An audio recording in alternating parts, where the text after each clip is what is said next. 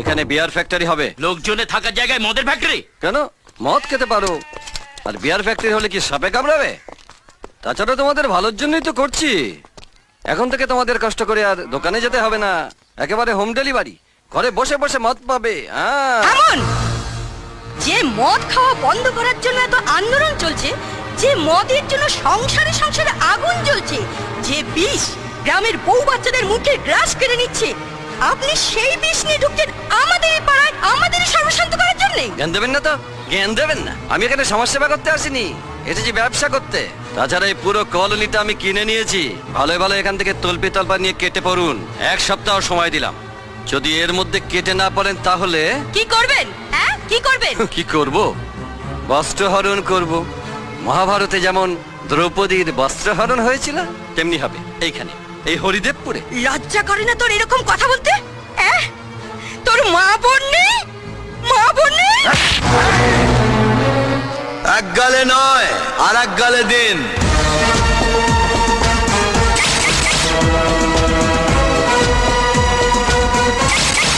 তুই কে? কে তুই? কেষ্ট, কলির কেষ্ট। ওই মহাভারতে দ্রৌপদীর বস্ত্রহরণের পর দুর্যোধনের কি যেন একটা হয়েছিল না? কি আবার হবে? দুর্যোধনের একটা জানুভঙ্গ হয়েছিল। এটাই তো দুঃখের ব্যাপার। এটা কলিযুগ, তাই আপনার সর্বাঙ্গ ভঙ্গ হবে। চাল পাত্রে গেলে নয়তো সালা পাবলিকের মার কেওড়া তলা পার। এই দাঁড়িয়ে দেখছিস কি? মহাভারত শুরু কর।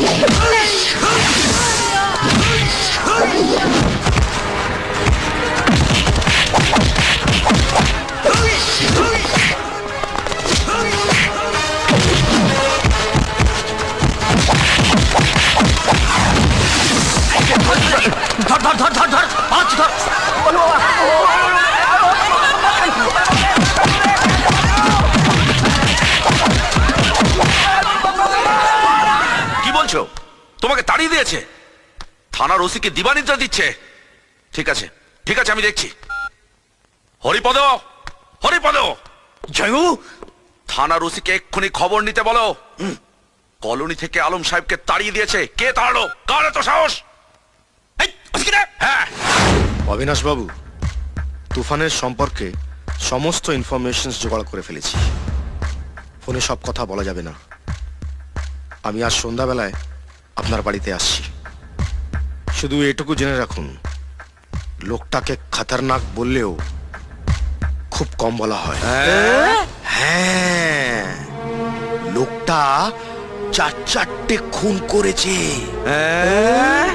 হ্যাঁ, দুটোতে যাবজ্জীবন হয়ে গেছে, আর দুটো কেস হ্যাং হয়ে আছে, যেটাতে হ্যাঙ্গিং হওয়ার চান্স খুব বেশি।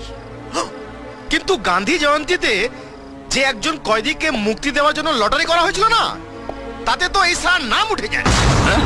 হ্যাঁ, প্রতাপ বাবু, এ তো ডেঞ্জারাস লোক। কি করা যায় বলুন তো? আরে একটা কিছু করুন। না না, ও কি করবে? সব পাবলিক কারণ ছাড়া কিছু বোঝে না, মারারও কেচিয়ে যাবে। ব্যাপারটা আমি দেখছি। তুমি আবার কি দেখবে? এ বয়সে আর যেচে মার খেতে যেও না। জামাই বাবু, টিকিট ব্ল্যাক করা ছেড়ে দেওয়ার পর আর কোনোদিন কারো হাতে কেলানি খেয়েছি? আরে এরকম একটা মালই তো আমাদের দরকার। একটু ঘেঁটে দেখি, যদি দেখি বডির ওপর অন্য কোনো দলের স্ট্যাম্প পড়েনি, তাহলে আমাদের ঠাপ্পা মেরে দেবো, আর একটা যুব নেতা তো নাকি, আমার সামনে পড়লে একটু তো ধসবে। হরিপদ সামন্ত, হরিপদ সামন্ত, হরিপদ সামন্ত, হরিপদ সামন্ত, হরিপদ সামন্ত, হরিপদ সামন্ত, হরিপদ সামন্ত। তুমি তুফান? হ্যাঁ, নতুন এন্ট্রি। আর আমি কে নিশ্চয়ই বলার দরকার নেই, এরা বলে দিয়েছে। হরিনামটা শুনলাম। হ্যাঁ, ভেতরে চলো, আরো কিছু শোনাবো। এখানে দাঁড়িয়ে শোনান না। সব কথা তো সবার সামনে বলা যায় না। আপনার এই চ্যাংকাদের কাছে তো শুনেছেন কি এই বস্তিতে ঢুকতে গেলে পাসপোর্ট আর ভিসা দুটোই চাই। আছে তো, পাসপোর্ট ভিসা দুটোই আছে। তোরা দাঁড়া। হরিপদ সামন্ত, হরিপদ বসুন, হরিপদ সামন্ত। বলুন কি বলতে চান। লেলিন পড়েছো? কার্ল মার্কস, রামমোহন বিদ্যাসাগর পড়েছি। তারা নিশ্চয়ই জানো ওরা কি করেছে। পারো না তোদের রেকর্ড ভাঙতে? পারবে? এই যে এসে যেটা লাফড়া করলে, পার্টির ছেলে হলে তো কিছু হতো না, কিন্তু তুমি পার্টির ছেলে নও। পার্টির ছেলে না হলে কি হবে? কিচ্ছু হবে না যদি আমি তোমার কাঁধে হাতটা রাখি। আমার জয়বাবু অবিনাশ মুখার্জি, বিরাট ক্ষমতা, হেভি পাওয়ার, পায়খানায় তো হাত ঢিল্লিতে। যতদিন না তোমার উপর জামাইবাবু স্ট্যাম্পটা পড়ছে, ততদিন পুলিশ তোমার পেছনে দৌড়বে, পার্টি ছেলেরা তোমার পেছনে দৌড়বে। না খাওয়া সময় পাবে না রে ভাই, দিন রাত দৌড়ে মরতে হবে। আমার পাস্ট জানো? সিনেমার টিকিট ব্ল্যাক করতাম, ব্ল্যাকার উঠতে বসতে পুলিশের ঠেঙানি খেয়েছি। তবে যেই জামাইবাবু এমএলএ হলো, আমিও দলে ভিড়ে গেলাম জোরে। তা এখন উঠতে বসতে পুলিশকে ধাঁধানি দিচ্ছি। বড় বড় হেক্কার না হলে সব হয় না। বিরাট হেক্কার। কত কি হতে পারে জানো? ধরো তুমি রাস্তা দিয়ে যাচ্ছ, পেছন থেকে একটা লরি এসে তোমার চাপা দিয়ে চলে গেল। না, হবেই বলছি না, হতেও তো পারে। বা ধরো তুমি নাসিরের দোকানে বসে চা খাচ্ছ, পাঁচারা ছেলে এসে বসলো, মাথায় বন্দুক থেকে ঘোড়াটা টেনে দিল। হবেই বলছি না, হতেও তো পারে। বিরাট খেলা, সাপ লুডো। কে কখন মইবে, উপরে উঠে যাবে, কে কখন সাপের মুখে পড়বে কেউ জানে না। না লেলিন, না মার্কস, না রামমোহন বিদ্যাসাগর। তাই ওদের মতবাদের সঙ্গে আমার মতবাদটা মেলে না। আমার মতবাদ আলাদা। চাড়ানার কেত্তন, বারোয়ানার দক্ষিণা। বোঝা গেল? দক্ষিণার ব্যাপারে পরে আসছি, আগে কেত্তনটা বলি। এই কলোনিটা তলে তলে বিক্রি হয়ে গেছে। এখানে একটা বিয়ার ফ্যাক্টরি হবে, এদের উচ্ছেদ করে লাফড়া হবে।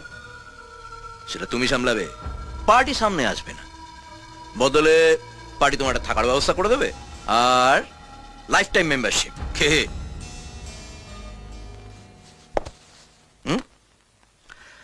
আপনার কীর্তন তো শুনলাম, এবার আমার কীর্তনটা শুনুন।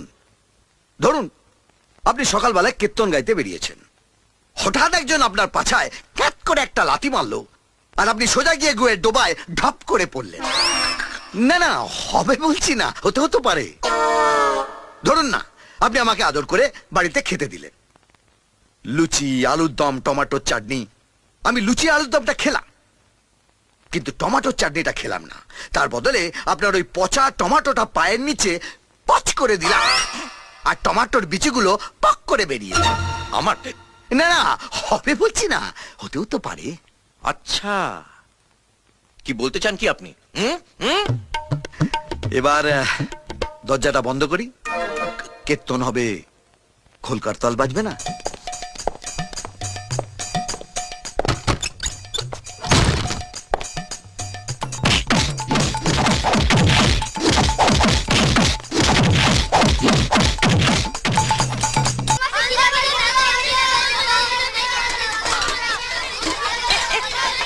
এই এই, কেউ চিৎকার করবি না, আজকে খাবার দেওয়া হবে না, রান্না হয়নি। শয়তান, বল মিথ্যা কথা বলবি, বল বল মিথ্যা কথা বলবি, বল। আমি সত্যি বলছি, আমাকে স্কুলে সত্যি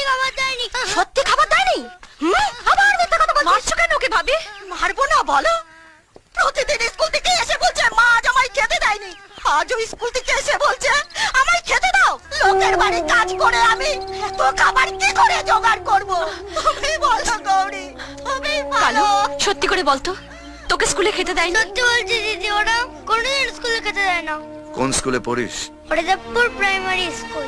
এখানে ওই একটাই বাচ্চাদের স্কুল, বেশিরভাগ বাচ্চাই গরিব। এখানে সরকার থেকে একটা মিড ডে মিলের ব্যবস্থা করে দিয়েছে, কিন্তু আমি যতদূর জানি ওখানে তো রোজই খাবার দেওয়া হয়। আপনি যেটা জানেন না সেটা হলো ইঁদুরের উৎপাত। খাবারটা মুখ পর্যন্ত আসার আগেই ইঁদুরে টুক করে টেনে নিয়ে চলে যায়। হেড স্যারের নাম কি? হেড স্যার কি, যাকে আপনি মেরে মরার খাটে তুলে দিয়েছিলেন সেই তো সেক্রেটারি। ও ও ও ওই শালাটা। এখন কোথায় পাওয়া যাবে? আজ আর ওকে পাওয়া যাবে না, আজ ওর ছেলের জন্মদিন, বড় প্যান্ডেল হয়েছে, বড় ক্যাটারার এসছে, রাত্রিরে জমিয়ে খাওয়া দাওয়া হবে। তাই নাকি? ভালো আছেন তো? নমস্কার, ভালো আছেন?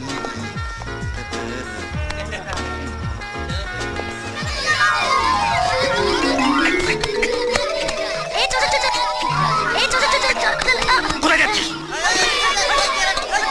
কে তোদের বাড়িতে হতো ছড়া? ওই যে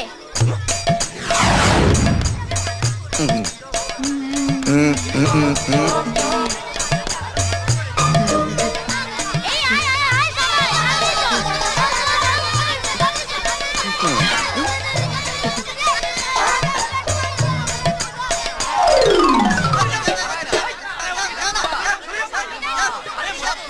হ্যাপি বার্থডে টু ইউ। এ বাচ্চারা সবাই চলে এসো, এসো এসো এসো। চুপ করো, তুমি হচ্ছে যত নষ্টের গোড়া। কি করবো? এটা যদি ঢুকে পড়ে বাচ্চা কাচ্চা দিয়ে, তুমি বুঝতে পারছো না কেন? নইলে কেলা তো।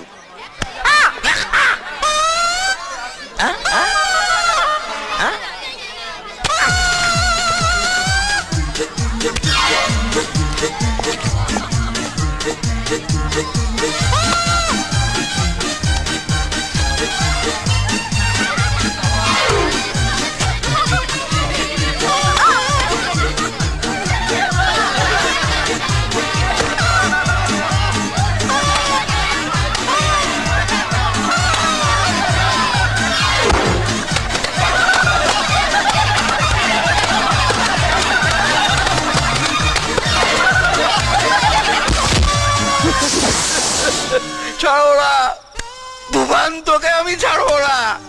শালা পুরো বিধানসভা করে দিল।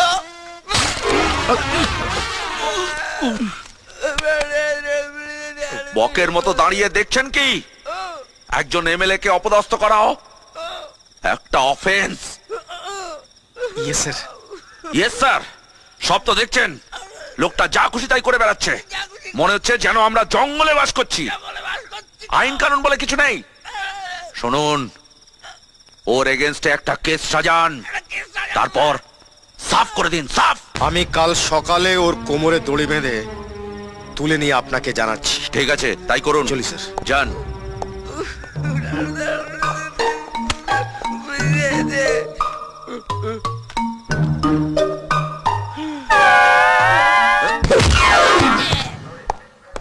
ওই গাড়ি বের কর।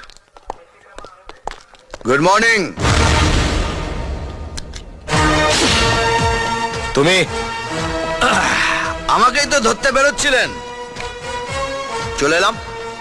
এমনিতেই সরকারের তেল পুড়িয়ে অবিনাশ বাবুর অনেক বেসরকারি কাজ করেন। আপনার এই রেগুলার নেতা পুজোর জন্য সরকারের খরচ বাড়ছে আর জনগণের উপর ট্যাক্স চাপছে। তাই ভাবলাম নিজেই চলে যাই, সরকারের 2 লিটার তেল বাঁচবে আর জনগণের 2 টাকা ট্যাক্স কমবে। তুফান বছরে একাধবার আসে, যখন আসে সবাই ফাঁসে। এটাই তো তোমার ধারাপাত। হ্যাঁ, ওরে সালা, আমার ধারাপত্র দেখিয়ে আপনি মুখস্থ করে গিলে ফেলেছেন। একদম ফেলু ছাত্র নয়।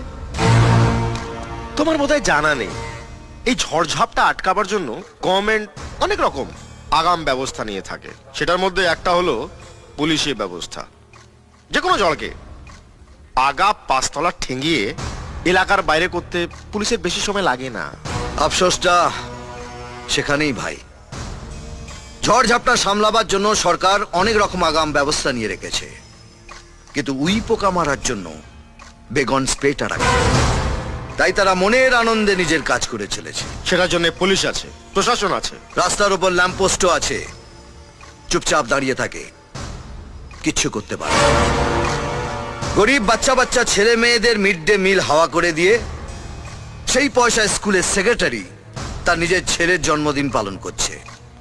আর পুলিশ সেখানে সেজে গুজে নেমন্তন্ন খেতে গেছে, আর সেই অভুক্ত ছেলে মায়ের হাতে মার খেয়ে তার পেট ভরাচ্ছে। আমি সেই নিমন্ত্রণ কর্তা আর নিমন্ত্রিতদের পেটে লাথি মেরে সেই অভুক্ত ছেলে মেয়েদের পেট ভরিয়েছি। অন্যায় করেছো, আইন নিজে হাতে তুলে নেওয়া তোমার কোনো অধিকার নেই। আইন হাতে তুলে নিইনি, শুধু বেগন স্প্রেটা হাতে তুলে নিয়েছি উই পোকা মারার জন্য। এটা আম পাবলিকের দায়িত্ব, আর পাবলিকের মার কেওড়াতলা পার। শালা, থানায় এসে আমাকে হুমকি দিচ্ছিস? তুফান বছরে এক আধবার আসে, আর যখন আসে তখন সবাই ফাঁসে। পুলিশও বাদ যায় না। ঝড়ে উড়ে যাবার আগে আমার একটা কাজ করতে হবে। পরিমল ঘোষের খুনের ফাইলটা গর্ত থেকে বের করে টেবিলের উপর সাজিয়ে রাখবেন। সন্ধেবেলা এসে আমি সেটা পুজো করব। ওরকম কোনো ফাইলের কথা আমার জানা নেই। কেন বাচ্চা ছেলের মতো কথা বলছেন? সবার সামনে বাপের হাতে মার খেতে চান? আমার বায়োডাটাটা আপনি তো খুব ভালো করে জানেন।